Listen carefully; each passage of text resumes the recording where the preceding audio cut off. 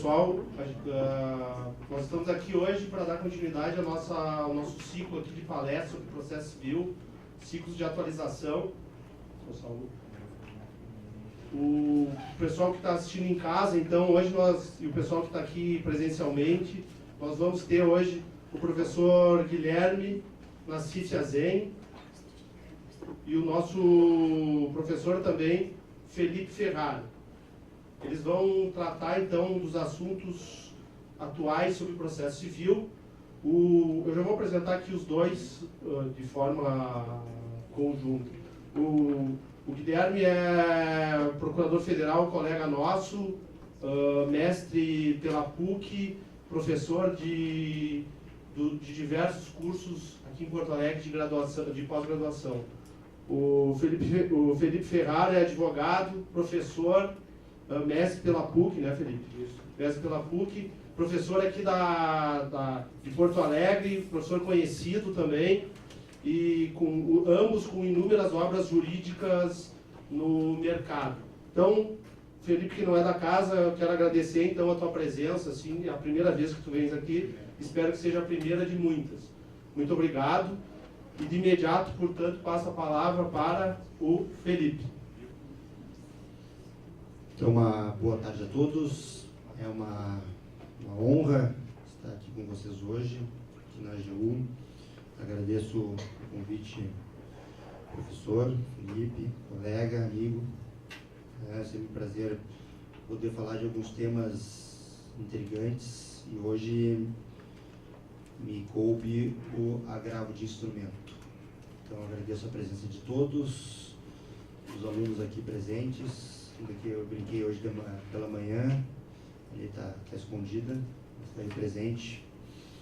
E hoje eu vou falar um pouco dos problemas do agravo de instrumento. Problemas que, vejo eu, estão longe de terminar, mas que uma ou outra posição que for adotada vai ter influência direta na nossa advocacia, no nosso dia a dia, seja para o bem, seja para o mal. Não é de desconhecimento de ninguém que o novo CPC trouxe um rol chamado taxativo. Esse rol taxativo foi uma opção do legislador, mas que, em regra, nós temos todas as decisões, sejam elas interlocutórias ou não, recorríveis. E aí, nessa ideia, é onde se fundava há bastante tempo, até estava falando com o professor Guilherme aqui, a ideia de não haver mais a hipótese de cabimento de mandado de segurança. Já que, numa ideia de recurso, podendo e estando aquela hipótese no rol taxativo, cabe agravo. Não estando, caberia o recurso de apelação e, portanto, não cabe mandado de segurança, pois há sempre o recurso pendente. E essa sistemática, então, vem adotando. Tem problemas a sistemática do rol? Claro que tem. Não desconhecemos que o rol taxativo e é problemático e tem questões faltantes, questões bastante debatidas, e cito 3 aqui, por exemplo, questões de competência, segredo de justiça, questões quanto ao direito probatório. E aí, numa posição um pouquinho mais dificultosa, do meu ponto, claro, se eu tivesse que adotar um posicionamento, isso antes do código, eu não veria problema algum em adotar um posicionamento ainda mais forte em relação ao agravo, e aí falo de um posicionamento mais acadêmico, da extinção total do agravo. Eu não vejo em juizados especiais, na Justiça do Trabalho, onde não há o recurso das decisões interlocutórias, das decisões intermediárias, uma problemática tamanha como os processualistas apontam, ou julgados apontam, de não haver essa possibilidade de recurso das decisões intermediárias no processo civil. Raros países hoje ainda adotam essa sistemática de decisões, de recursos das decisões interlocutórias. Temos como exemplo, a Alemanha ainda adota em alguns casos específicos, Áustria, Portugal e Brasil. fortemente esses 4 países ainda adotam a recorribilidade das decisões interlocutórias. Mas nós, então, nesse meio termo, optamos por trazer uma taxatividade, de trazer um rol com algumas determinadas situações, que por óbvio, e sempre que algo é taxativo, jamais vai abarcar todas as situações, não temos como fazer isso, pois, porém, o legislador optou por algumas e determinadas situações. E como referi antes, há problema sim. Nesse sentido, passo então, já que fui voto praticamente vencido, nessa posição de fim do agravo de instrumento, e optar pela celeridade processual, tendo o rol taxativo, passei então a adotá-lo e a compreendê-lo melhor. Não mais advogar, entre aspas, pelo fim do agravo de instrumento, mas a compreender. E nessa ideia de compreender o agravo de instrumento com o rol trazido pelo CPC, a primeira posição que nós temos que adotar é: somos adepto do rol taxativo?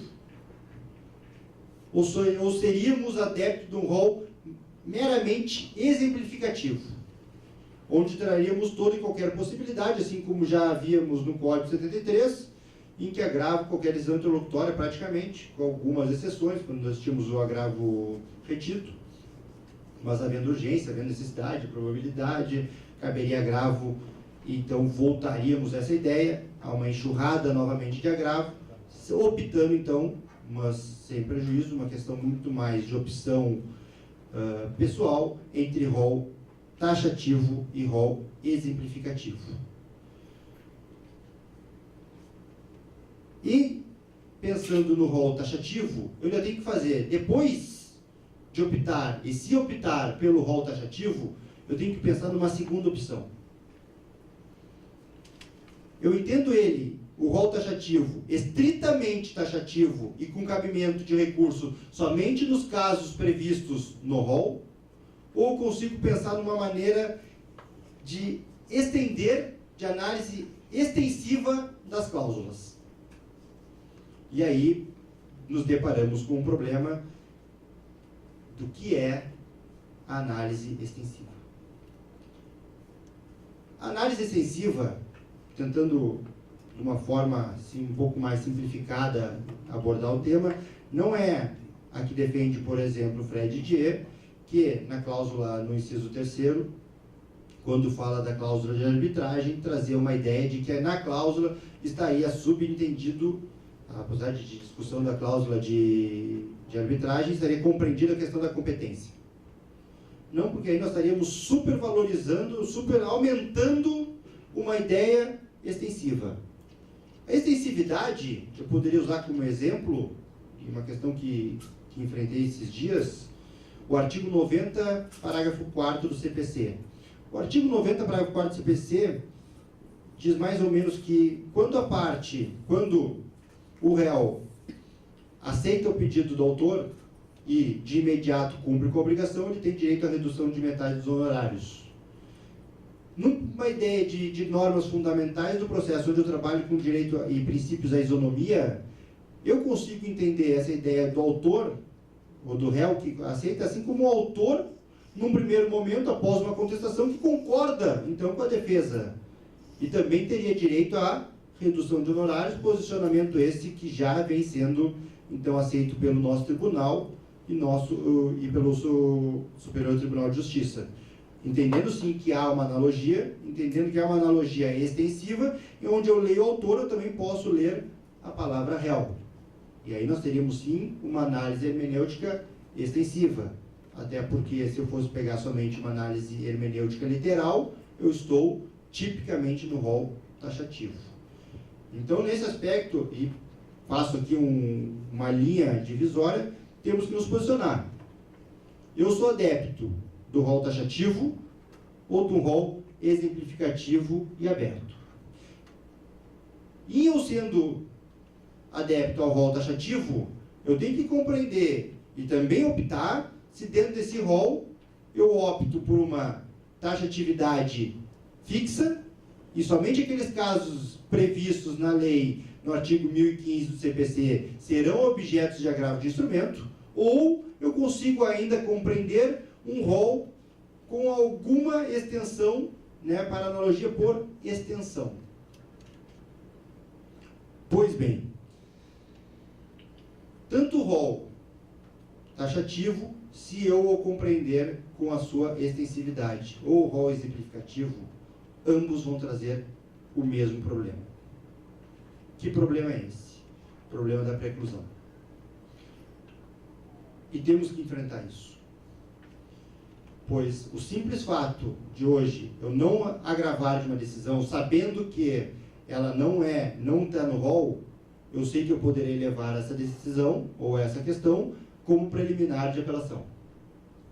Então, a minha decisão, eu não preciso me manifestar, não é como tinha no código anterior, que eu necessitava do agravo retido para que não houvesse preclusão, ou no direito trabalhista o protesto antipreclusivo. Não há, houve essa modificação no sistema da preclusão do novo CPC, e eu simplesmente, então, aguardo e, como preliminar de apelação, vou retrabalhar a matéria para fins de uma nova análise.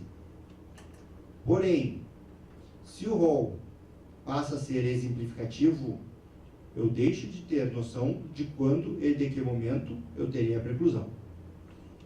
Eu teria que mudar não só a ideia do agravo, mas também da ideia da preclusão da qual está me trazendo o agravo. Se é exemplificativo, e tudo cabe agravo, eu, Felipe Ferrara, adotaria uma ideia de agravar de toda e qualquer decisão em razão da preclusão.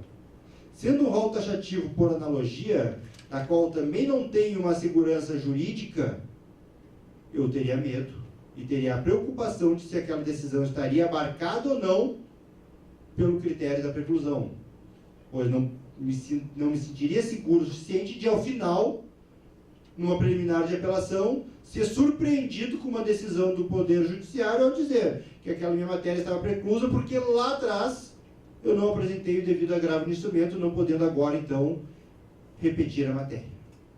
E essa preocupação quanto à preclusão me deixa bastante apreensivo.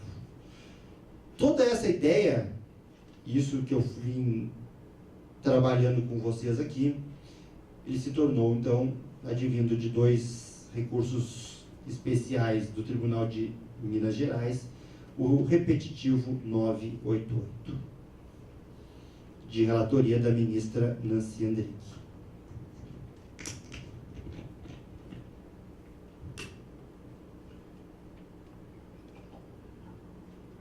Em 1º de agosto deste ano,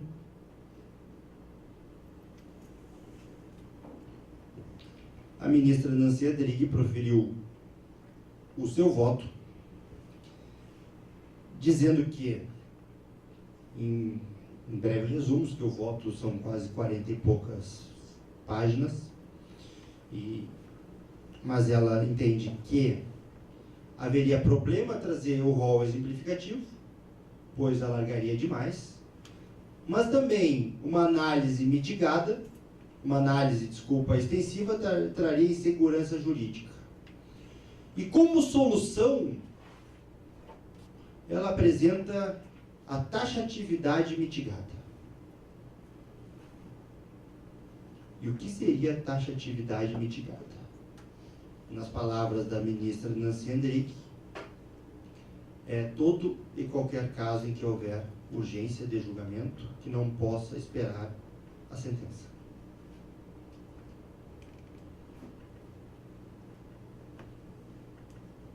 É o nosso STJ legislando, indo ao confronto daquilo que nós temos, não é adotando nenhuma das posições hoje majoritárias da doutrina, é inovando, é legislando, é colocando a palavra urgência na necessidade.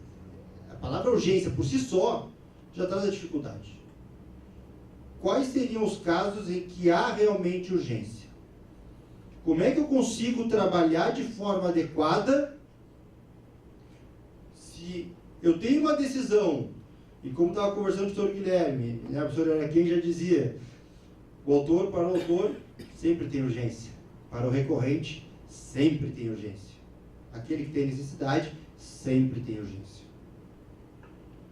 E a urgência, por ter um significado e ter uma conceituação extremamente ampla, é um dos mundos arriscados que foi trazido, então, pela ministra Nancy Endrick em 1º de agosto. Trabalhar com essa ideia de urgência numa conceituação aberta, eu não vejo diferença quase que do rol exemplificativo e do que nós tínhamos no agravo de 73. Estaríamos novamente abrindo as portas para o irrestrito uso do agravo de instrumento. Não teríamos qualquer segurança jurídica em relação à preclusão, mas esse foi o voto inicial, da qual a ministra Maria Tereza, logo após, pediu vistas. Em setembro, proferiu o voto, e ao proferir o voto, optou pela taxatividade. Outros 2 ministros o acompanharam, porém, na sequência, outros 4 ministros também já anteciparam seu voto, votando em favor da Nancy Endrick. Hoje, nosso resultado no STJ está 5-3. 5 em favor da criação de uma taxatividade mitigada, com todos os riscos trazidos. O processo está pautado para continuidade agora em 5 de dezembro. Algo, e o agravo nessa situação, ele realmente me preocupa, pois nós tivemos um legislador, e acredito que refletiu sobre a necessidade de diminuir os números de recursos, de diminuir o tempo do processo. São coisas que incomodam o dia a dia. Quando eu ouço frases como é melhor um péssimo acordo do que um bom processo, é que algo está errado no nosso dia a dia. Não tem como eu pegar um processo e dizer para o cliente, olha, vou resolver rápido isso para ti.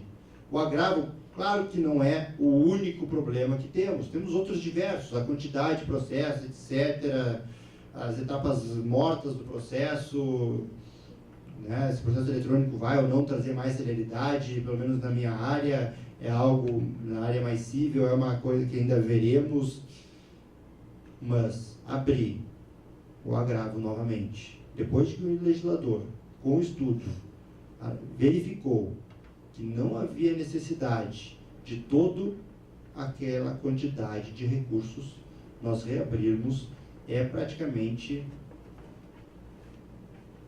validar ou avalizar toda a quantidade de agravos de instrumento que tínhamos. E qual o número, e aí vem um problema que eu vejo no Brasil, que é a falta de estatística processual. Nós temos, claro, o STF em números, o STJ em números, mas esses números ainda não são computados a nível Brasil. Quantos agravos realmente são revertidos? Eu precisaria desses números e essa análise, né, uma análise um pouco mais econômica do processo, para verificar se o agravo, ao final, ainda que seja uma questão importante, que é quem defende o rol seja exemplificativo, como eu vou ficar aqui se for uma questão de competência? Como vai ser se for uma questão de provas, que seja indispensável? Um ou outro processo vai sim chegar ao seu final, vai chegar numa sede de apelação e vai ser revisto e vai retomar lá o seu quase o início do seu andamento. Mas qual o número de processos de um todo que vão ter esse reinício para fins de justificar essa modificação no código? Para fins de justificar uma posição do STJ de trazer um rol mitigado, onde o ponto nevrálgico é a urgência, o que não me resolve, o que eu não vejo com bons olhos, o que eu acho que vai trazer muito mais problemas do que benefícios. Hoje tem a corrente, se eu fosse pegar a corrente majoritária daquelas partes que trabalham com amicus curiae no processo, e não são poucas, nós temos o Conselho Federal da OAB, nós temos a BDPRO, Associação de Processualistas Norte e Nordeste, Ministério Público, tem assim bastante interventores como amigos Curi, e é interessante que ou eles optam pela taxatividade ou pela taxatividade extensiva em casos de estrita analogia, né? Casos em que eu posso entender simplesmente pela isonomia entre as partes, mas jamais abrindo. Ele consegue continuar a compreender que isso foi uma escolha do legislador, e sendo essa escolha do legislador por restrição, vamos esperar, então, vai haver problemas? Vai, mas esse número não é grande o suficiente para que podemos abrir novamente toda a situação do agravo e ter todo um processo, talvez, muito mais moroso a fim de chegar a uma solução, e sabemos o quanto tempo um agravo demora e quantas vezes um agravo tranca um processo, e se isso é benéfico ou não. A minha fala aqui, ela é no sentido assim de trazer uma reflexão. Os votos, agora dia 5, não sei se finaliza, não sei se nós teremos agora já no dia 5 de dezembro a posição final dos demais ministros. Está totalmente indefinido, com o total de 15 ministros ainda a votar, sendo que só até o momento 8 votaram. Então temos, mas espero eu que a posição da ministra hoje está sendo a posição que está na frente, ela não seja mantida. Esse é o meu posicionamento. Como advogado, como operador do direito, como estudante, como estudioso do tema, eu, se tivesse que fazer uma opção hoje, não me importaria, em momento algum, de manter a taxatividade. É uma coisa, nós temos que nos acostumar. Haverá problemas, sim. Daí a questão de competência, segredos de justiça e provas. Aí eu aceitaria, sim, em casos de extrema necessidade, o mandado de segurança. Já que, aí sim, nós teríamos os requisitos do mandado de segurança, não por questão de recurso, mas por questão de eu ter um direito líquido e certo. Aí abro essa possibilidade. Mas abrir todo o sistema de agravo de instrumento novamente, não vejo isso com bons olhos, nem como solução para o nosso sistema. Pelo contrário, vejo como um problema muito maior do que teremos.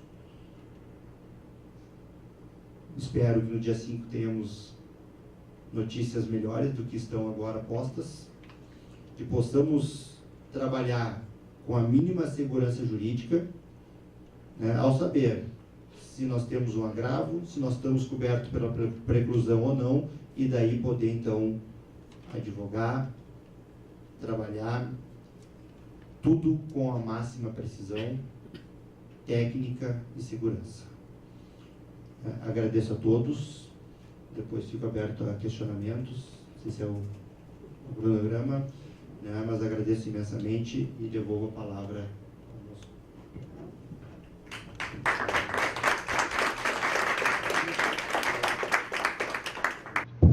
Bom, os caros colegas, boa tarde a todos. Uma satisfação mais uma vez participar de um evento da nossa escola da AGU, e pela primeira vez na minha casa, né, na Procuradoria Regional Federal, o que me deixa muito contente, muito honrado. Desde já agradeço a presença de todos, dos colegas, das colegas, dos estagiários, estagiárias, advogados, né, colegas do AGU. Muito obrigado pela presença. O tema que me toca hoje é discorrer, ainda que brevemente, sobre o recurso especial e o recurso extraordinário. Instrumento esse que é o nosso hoje conhecido recurso extraordinário. A bem da verdade, ele foi criado sem essa denominação, ele foi criado como um recurso inominado. Vamos estar lá no decreto 848, recurso. A denominação recurso extraordinário acabou sendo conferida pelo primeiro regimento interno do STF de 1891, né? E alguns até brincam que desde algum tempo já se legisla via regimento interno, né?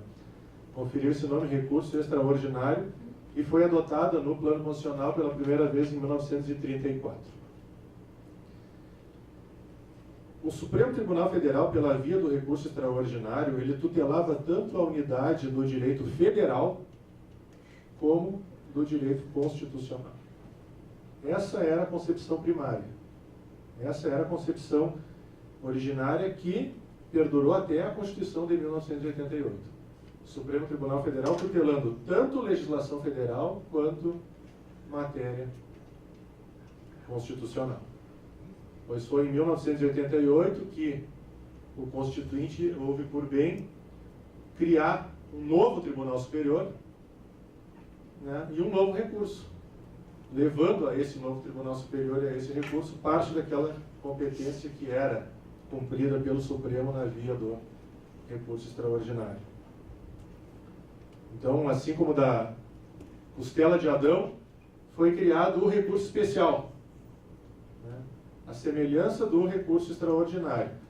Recurso especial que tem por objetivo que é a tutela da legislação federal. Então, hoje convivem no nosso sistema dois recursos que, ao fim e ao cabo, cumprem com a mesma função.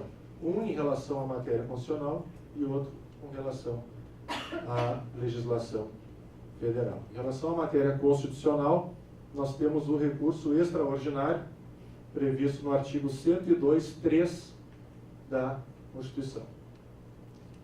Em relação à matéria federal, a legislação federal, nós temos o recurso especial a ser julgado pelo STJ, previsto no artigo 105.3 da nossa Constituição.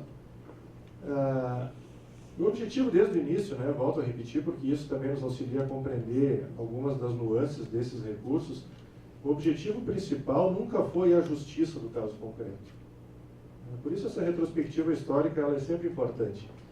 O objetivo principal foi esse, de conferir unidade e uniformidade na aplicação do direito. Nós teríamos de ter um tribunal nacional para uniformizar esse entendimento. Nós não poderíamos conceber que no Estado X, sobre uma determinada lei federal se entendesse de um modo, e sobre a mesma legislação, um outro Estado da Federação entendesse de uma maneira completamente distinta, e que não houvesse uma forma de pacificar, de uniformizar essa questão. Isso não serve para compreender, por exemplo, né, a tão questionada, tão criticada súmula 7. O objetivo não é primordialmente a justiça do caso concreto. O objetivo é esse, de conferir unidade e uniformidade na aplicação do direito. Até tem uma frase do Calamandrei que é bem interessante, que serve para nos ilustrar essa espécie recursal, né? Ele diz que nos recursos ditos extraordinários inverte-se a tradicional lógica recursal. As partes é que servem de instrumento a uma finalidade maior cometida ao recurso. Veja a diferença, por exemplo, do recurso de apelação, que é o recurso por excelência, o recurso ordinário por excelência que nós temos. O recurso de apelação, qual é o objetivo? É satisfazer aquele sentimento de justiça, né? Permitir que a parte possa revisar tudo aquilo que ela entende adequado, que ela entende necessário. E o recurso de apelação é que é um instrumento para as partes. No caso desses recursos extraordinários ou excepcionais, as partes é que servem de instrumento para uma finalidade maior cometida a esses recursos. A finalidade é essa: uniformizar a aplicação do direito no país. E essa divisão, o sistema também é importante que a gente observe isso. O sistema foi criado uno, que era STF, tutelando tanto matéria constitucional quanto matéria federal. A partir do momento que houve essa divisão, essa partição, surgem, né, algumas dificuldades, algumas divergências entre os tribunais, o que acaba afetando, ao fim e ao cabo, a segurança jurídica que é tão cara ao jurisdicionado. Um exemplo que nós vamos verificar logo adiante é o pré-questionamento, né? Por vezes os tribunais não se entendem em relação a determinadas matérias. É que era para ser um só. Outro problema. Quantas vezes acontece existe uma súmula, a súmula 126, que diz que quando a decisão recorrida se fundar em fundamento constitucional e fundamento infraconstitucional, cada um deles autônomo, né, suficiente para manter Nessa decisão deve a parte impugnar o fundamento infraconstitucional pelo recurso especial e o fundamento constitucional pelo recurso extraordinário. Súmula 126 do STJ, que é uma decorrência da 283 do STF. Quem já não se deparou com a seguinte hipótese? A parte interpõe recurso especial e recurso extraordinário, concomitantemente, como deve ser, como prevê o Código. Digamos, num cenário positivo, que ambos os recursos são admitidos pelo tribunal de origem. Primeiro chega o recurso especial ao STJ, essa é a regra, e o STJ diz: não conheço do recurso especial porque a matéria aqui versada é de cunho eminentemente constitucional. Ok, a parte aguarda então o julgamento do recurso extraordinário. E se surpreende com uma decisão do STF dizendo: não conheço do recurso extraordinário porque a violação à Constituição é indireta ou reflexa, a demandar a enfrentamento da matéria infraconstitucional. Ou seja, ninguém julgou. Por que acontece isso? Ou por que também acontece isso? Porque o sistema era uno, era um só. Se fosse um só tribunal, ia julgar. Então essa partição, embora provavelmente tenha realmente sido necessária, já se apontava, já se aponta desde muito a chamada crise do STF. O que é a crise do STF? É o excessivo número de processos que chegam para o STF julgar. A criação do STJ, do recurso especial, foi uma das tentativas de conter a crise do STF.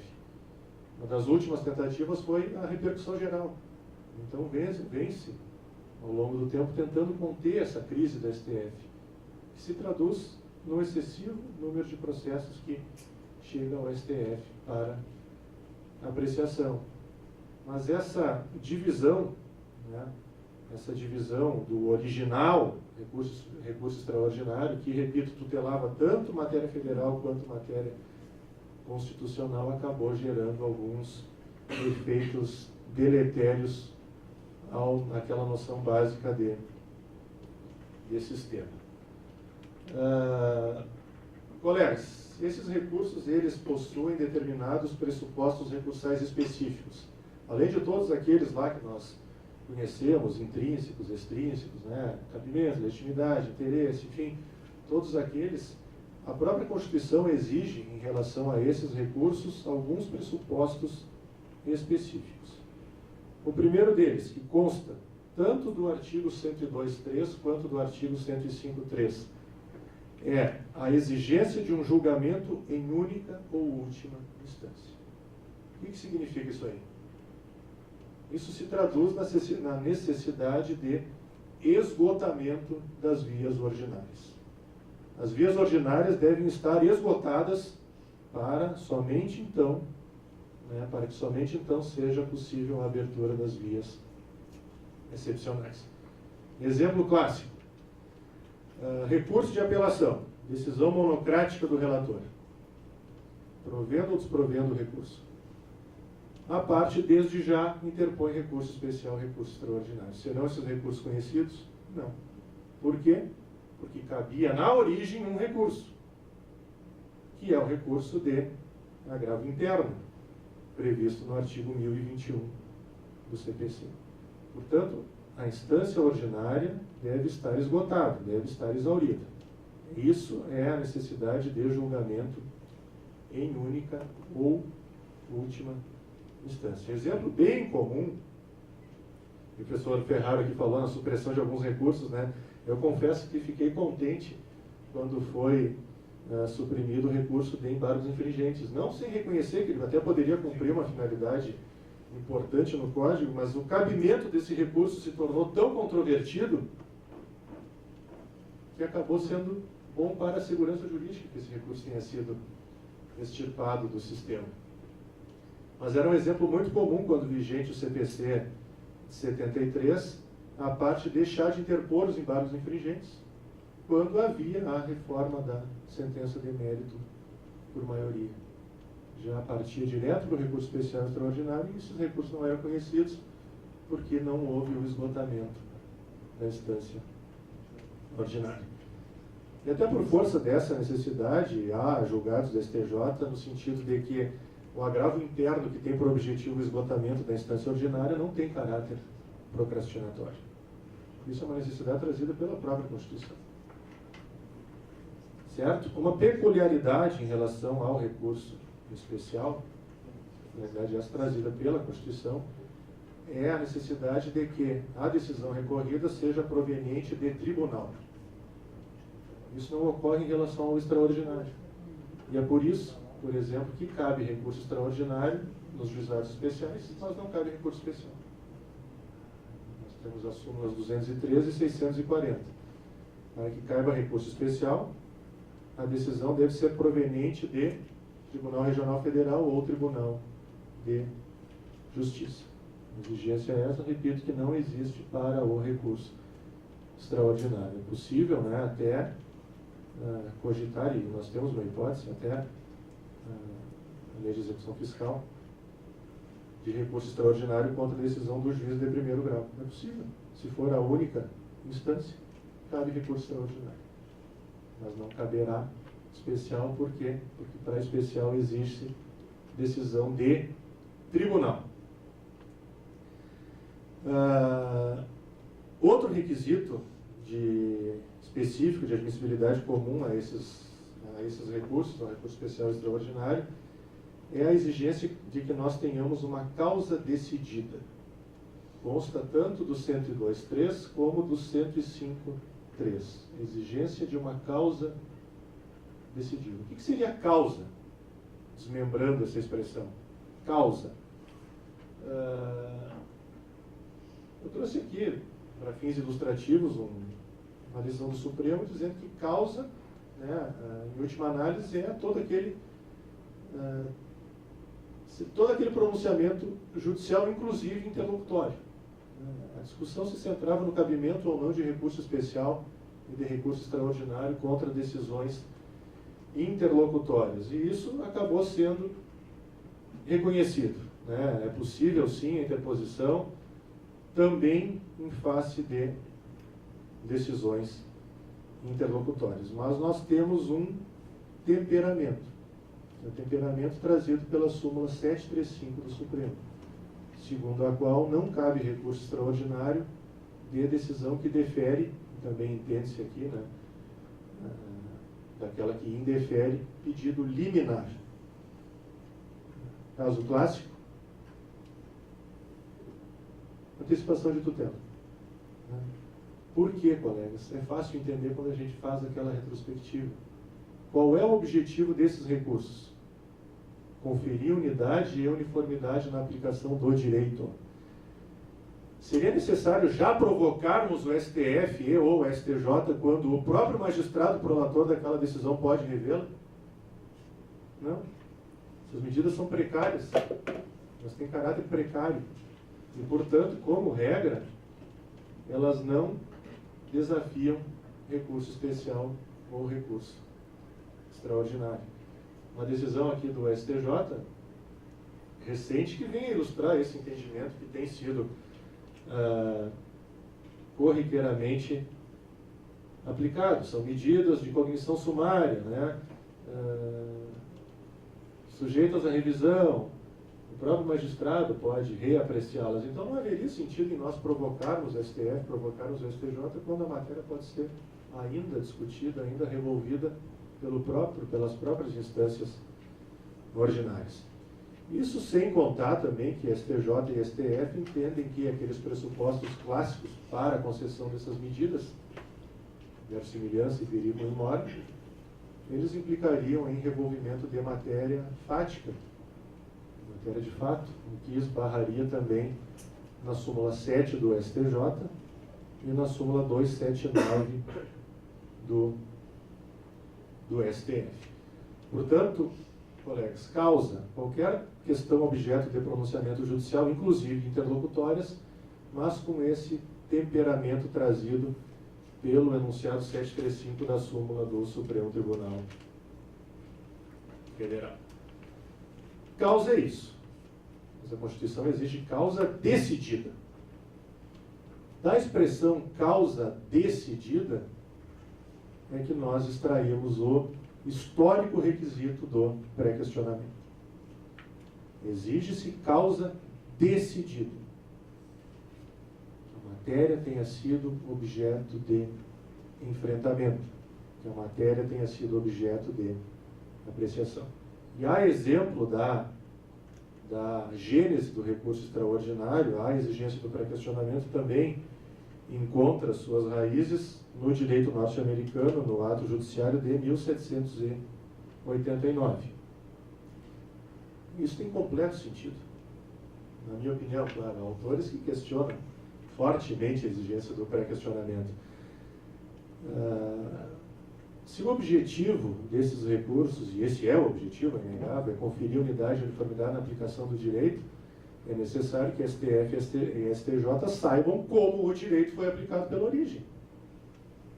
Como eles vão poder exercer essa função de conferir unidade e uniformidade sem saber como o direito foi aplicado pela origem? O direito foi bem ou mal aplicado? Eles precisam saber como o direito foi aplicado pela origem. Então, da expressão causa decidida, nós extraímos o requisito constitucional do pré-questionamento. Controvertido requisito, né, objeto da súmula 282 e 356 do STF, ambas editadas ainda sob a égide da Constituição de 46, mas é uma exigência que tem e que se diz inerente à própria existência desses recursos.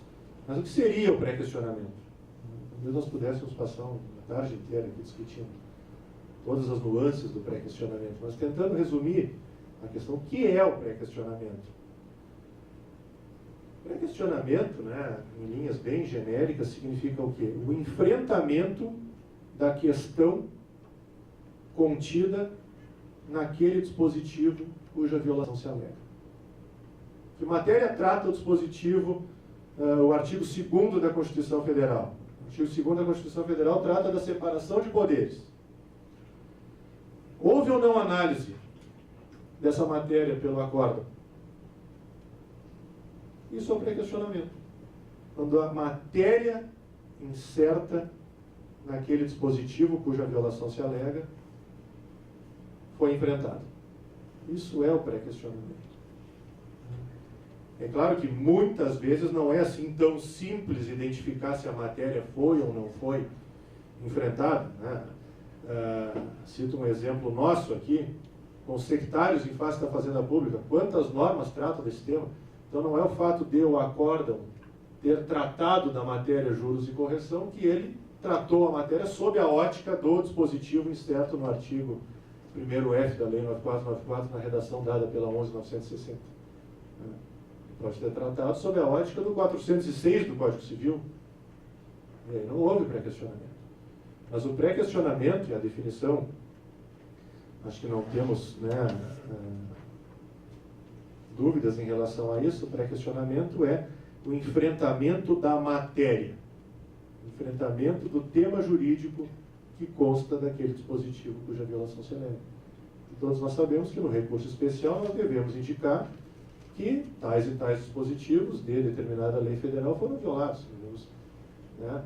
E no recurso extraordinário nós devemos indicar com precisão quais dispositivos da Constituição que se entende que foram violados pela decisão recorrida.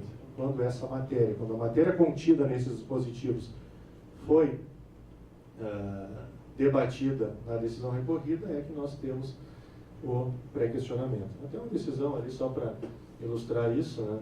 O debate e a decisão prévios do tema jurídico constante das razões apresentadas. E por que essa discussão é interessante? Porque muito se discute se é necessário o chamado pré-questionamento numérico. O que seria o pré-questionamento numérico? É aquele que o número do artigo foi citado na decisão recorrida.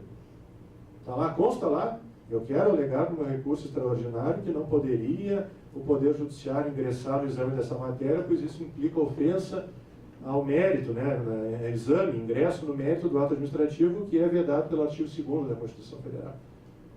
Precisa o artigo 2º da Constituição Federal ter lá, eu vou lá ao voto, e eu abro um parênteses aqui, uma das novidades do nosso código é que permite que o pré-questionamento se configure quando a matéria for tratada no voto vencido. Nós tínhamos uma súmula do STJ que não admitia isso, mas agora o código foi expresso. Então basta que a matéria tenha sido tratada no voto vencido. Mas voltando, é necessário que o artigo 2º esteja citado expressamente. Isso é um pré-questionamento numérico, né? E tanto o STJ como o STF, majoritariamente, rechaçam essa exigência. Atende-se a esse requisito do pré-questionamento o fato de a matéria ter sido analisada. Não se exige uma decisão do STJ aqui constante na primeira decisão desse nosso slide aqui. Não se exige o numérico. E o STF aponta no mesmo sentido. A exigência do pré-questionamento não impõe que a decisão recorrida mencione expressamente o dispositivo funcional, mas que tenha havido o enfrentamento da questão. Claro que, no mais das vezes, a parte, né, no resguardo do interesse do representado, acaba se valendo daquela conhecida figura dos embargos declaratórios pré-questionadores, né, que agora nós acabaremos abordando. O que acontece quando a matéria não foi tratada pela decisão recorrida? Nós temos lá um recurso de fundamentação vinculada também, mas que um recurso que permite sejam alegadas omissões na decisão. Então a parte pretende, olha, eu pretendo levar essa questão ao STJ, mas o acórdão não tratou do tema, consta lá, houve recurso, a apelação trouxe, mas a matéria não foi tratada, eu quero recorrer disso. Surgem os famosos também embargos declaratórios com fins de pré-questionamento. Então, quando o acórdão não trata da matéria, compete à parte utilizar esse instrumento, utilizar os embargos de declaração, hoje previstos no artigo 1022 do nosso CPC. Existem duas súmulas que tratam dessa questão, embargos declaratórios e pré-questionamento. A mais antiga, a 356 do STF e a 211 do STJ. Basta uma leitura, ela consta aqui no nosso quadro, para que os colegas observem que há uma aparente contradição entre esses enunciados. Contradição essa decorrente de uma leitura a contrário senso da 356 do STF. A 356 do STF diz o seguinte: o ponto omisso da decisão sobre o qual não foram opostos embargos declaratórios não pode ser objeto de recurso extraordinário por faltar o requisito do pré-questionamento. Como é que nós poderíamos ler a contrário senso esse enunciado? O ponto omisso da decisão sobre o qual foram opostos embargos declaratórios pode ser objeto de recurso extraordinário por satisfeito o requisito do pré-questionamento. O pré-questionamento decorrente da oposição dos embargos declaratórios chama-se pré-questionamento ficto. Por quê? Porque ele, na verdade, não existiu. Ele é uma ficção. Tem-se por pré-questionado. A parte empolgou a matéria nos embargos declaratórios, mas o tribunal ainda assim não apreciou essas questões trazidas pelo recorrente. Uma leitura a contrário senso da 356 poderia nos levar a entender que isso já satisfaz a exigência do pré-questionamento. E, de fato, o Supremo por muito tempo entendeu desse modo de maneira tranquila.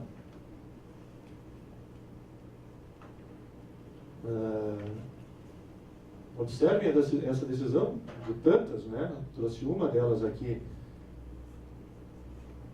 O que, né, interpretando esse enunciado, se reputa carente de pré-questionamento é o ponto que, indevidamente omitido pelo acórdão, não foi objeto de embargo de declaração.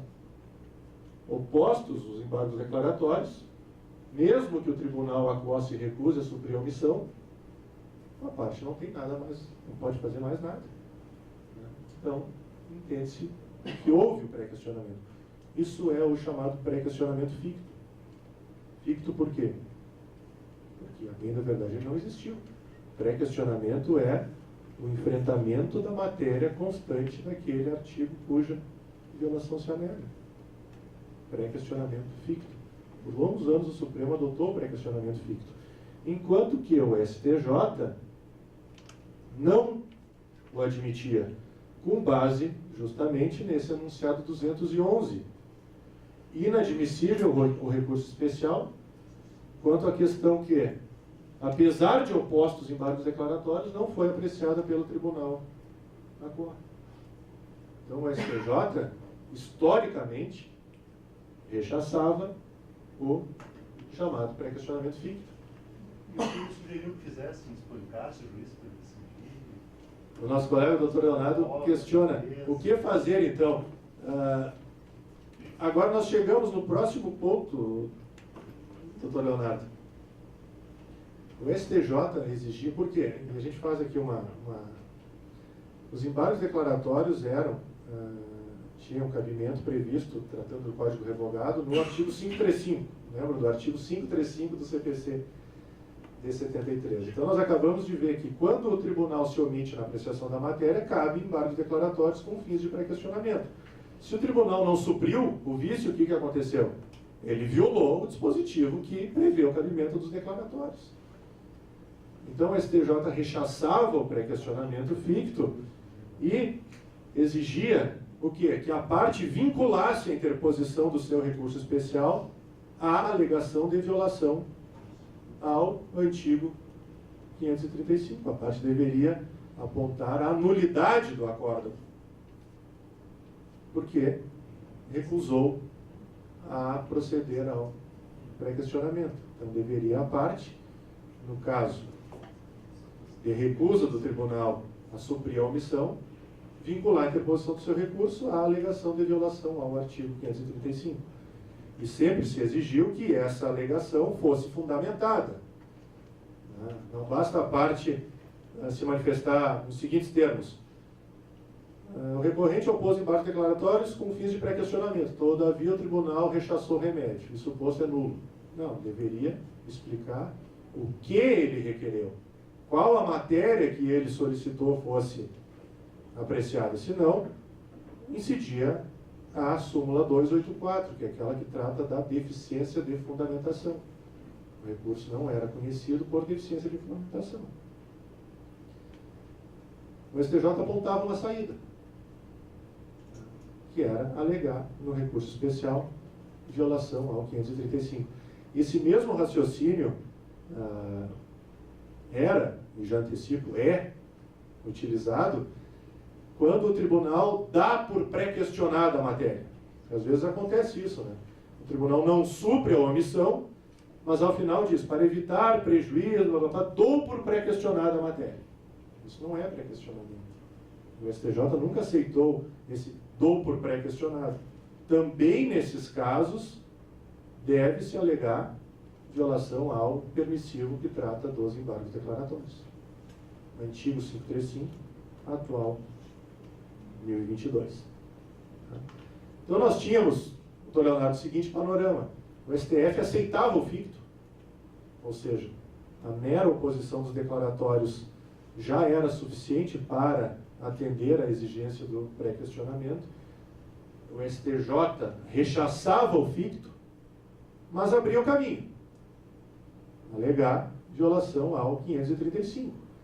E a parte, claro, acabava também tratando da matéria depois do 535, porque vai que o STJ rechaçasse a alegação de violação ao 535, e aí não seria possível depois questionar aquela matéria de fundo propriamente dita. Então, basicamente, era esse o panorama. E a solução era sempre nulidade, então? A solução, em relação ao recurso especial, era baixava, solicitar isso, exatamente, violação 535, que caracterizava, quando reconhecida, a nulidade do acordo, né, por deficiência na prestação judicial, recusa ao pré-questionamento, voltava no processo. Ocorre, colegas, que é para se dizer, no apagar das luzes, né, quase no apagar das luzes do CPC de 73, algumas decisões do STF passaram a rechaçar o pré-questionamento ficto. Algumas decisões do STF passaram a dizer que não bastava não a oposição dos declaratórios para que o requisito do pré-questionamento restasse satisfeito. Eu trouxe aqui uma decisão que ilustra de modo expresso isso. Veja, diz esse acórdão, esta corte, né, STF, não tem procedido a exegese contrária do senso. Procedeu por muito tempo, a gente acabou de ver numa outra decisão. E, por consequência, considera pré-questionada a questão somente quando tenha sido enfrentada. A oposição de embargos declaratórios, a simples oposição, não bastaria para atender à exigência do pré-questionamento. E aí, qual é o problema? Já que o nosso colega questionou. O que fazer, então? Essa é a grande dúvida que nós temos. O que fazer? Porque diz, se o processo é um jogo, né, já diziam, nós temos que saber as regras do jogo. E o que fazer nesse caso? Quais são os problemas? O STJ, na alegação de nulidade, por violação ao permissivo dos declaratórios, não analisa a matéria constitucional, nem em relação ao pré-questionamento.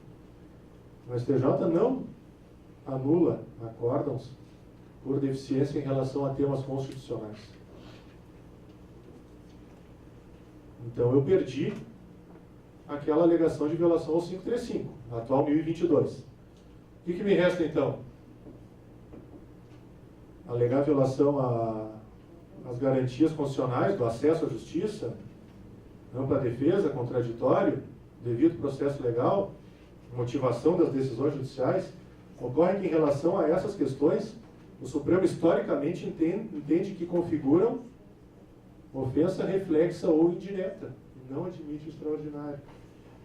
Então, a prevalecer esse entendimento, talvez a parte se visse privada do recurso extraordinário, que é contrário ao sistema. Não é possível. Então, o tribunal, basta que o tribunal não enfrente a matéria, eu tenho os embargos declaratórios, utilizo esse instrumento, o tribunal recusa os embargos declaratórios e aí não tem o recurso extraordinário, não poderia ser assim. A parte não poderia se ver privada do recurso extraordinário por força de uma recusa do tribunal ACO no enfrentamento do tema. É necessário uma forma de superar essa omissão. Pois então foi saudado, né, o código vigente quando, no 1025, trouxe, aparentemente, não sei se os colegas concordam comigo, mas aparentemente ele adotou o pré-questionamento ficto.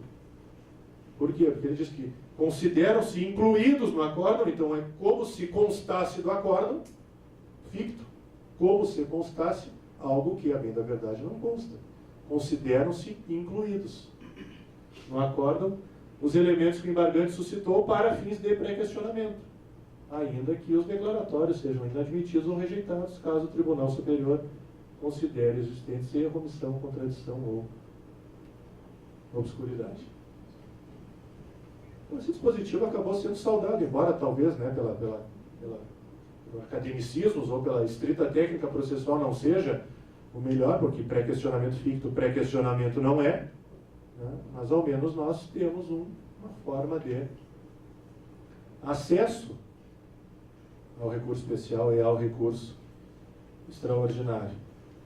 E o que muitos autores passaram a sustentar? Bom, diante disso, aquele enunciado do STJ deve ser cancelado. Né? Lembram do enunciado 211?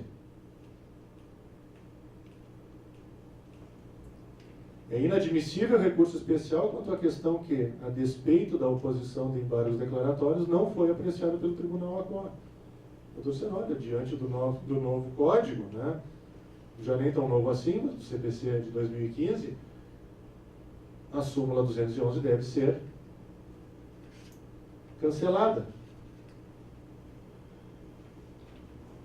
Qual o entendimento do STJ, colegas? O STJ mantém viva a súmula 211. O STJ aceita a adoção do pré-questionamento ficto, mas exige que a parte continue a indicar no seu recurso especial violação ao dispositivo que prevê o cabimento dos declaratórios. Isso é o que o STJ vem entendendo. Ok, eu passo a aceitar o ficto, mas eu não sepulto a minha súmula 211.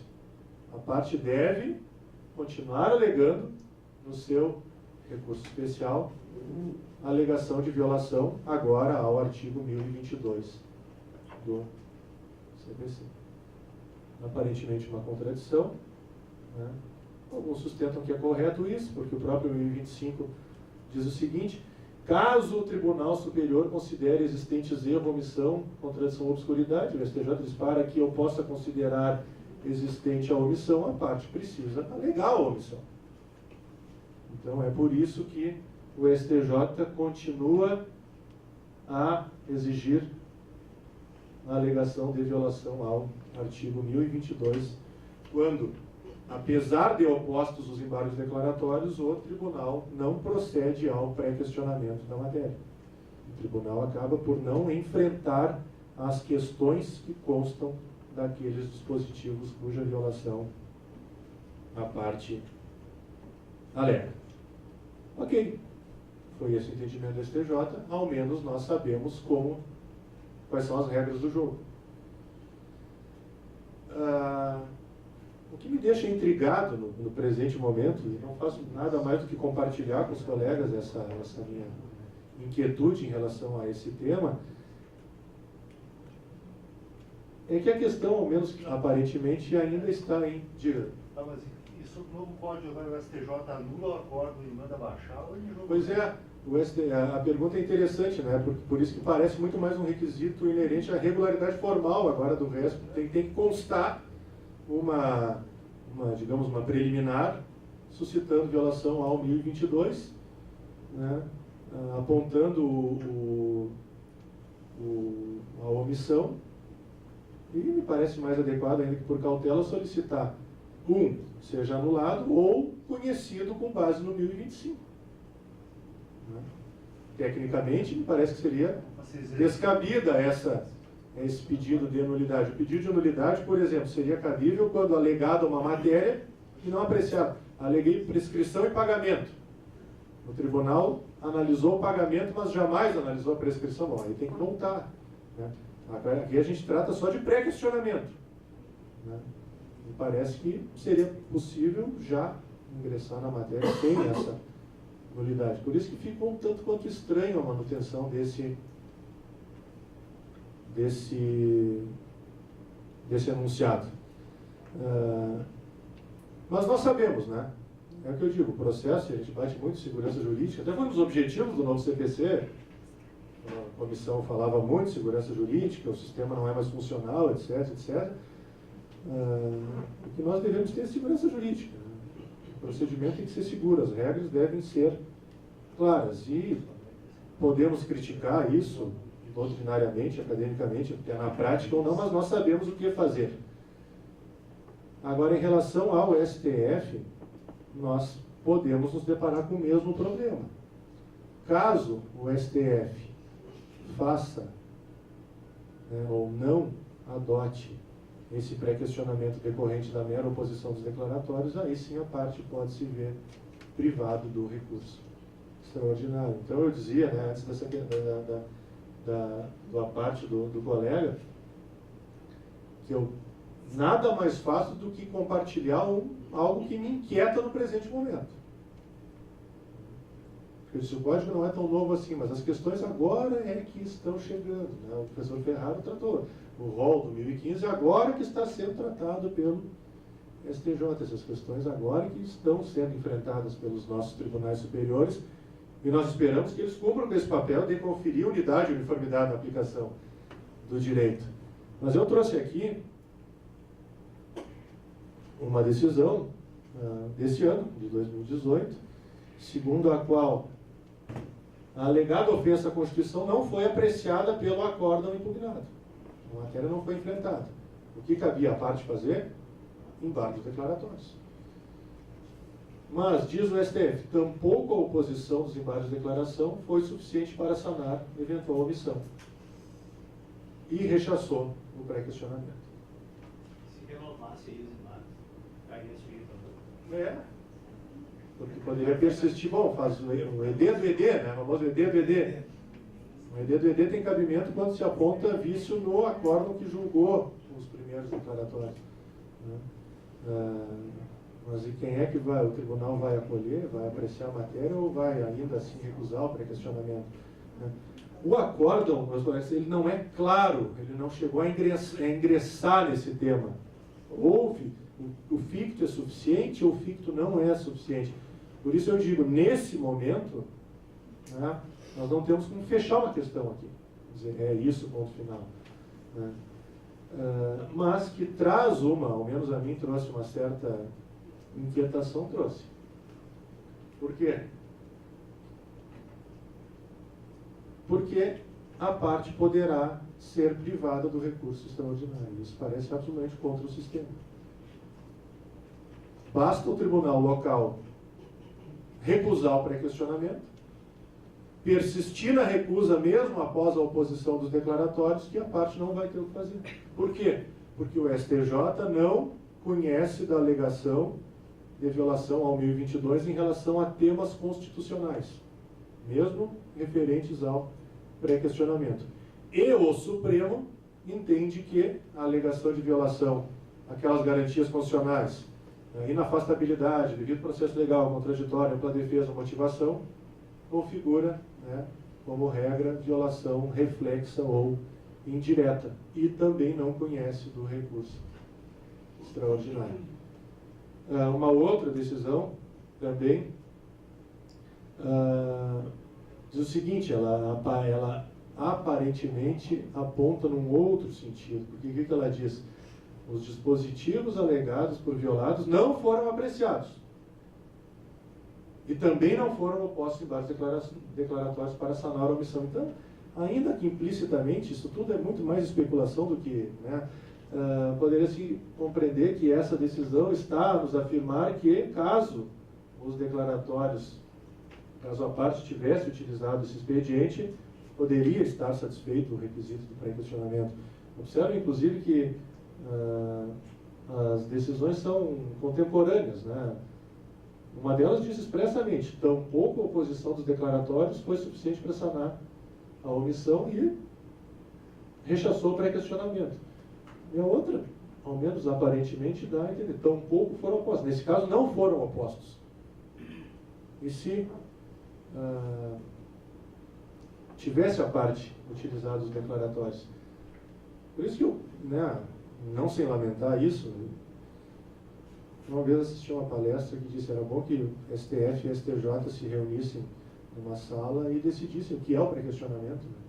Seria muito mais claro apontar. Mas isso nada mais espelha do que é mais uma consequência da bipartição do recurso extraordinário na sua concepção original, que tutelava tanto matéria constitucional quanto federal. Então essa questão fica em aberto. Eu espero, né?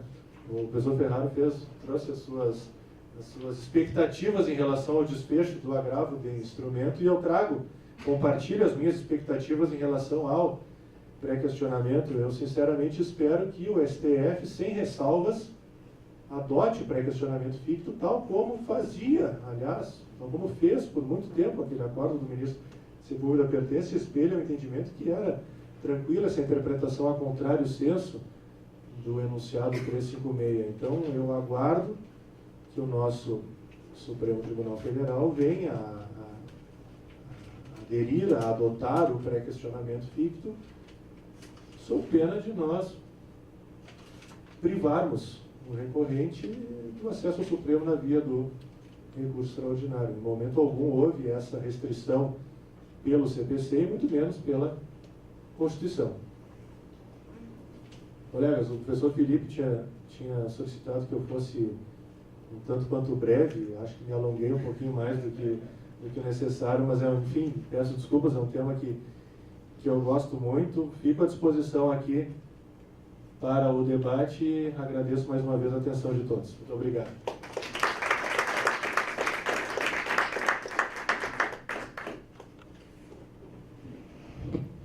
Pessoal, alguém quer fazer questionamento ao Guilherme? ou a palestra anterior. Não, fazer o... passa todos para o Guilherme.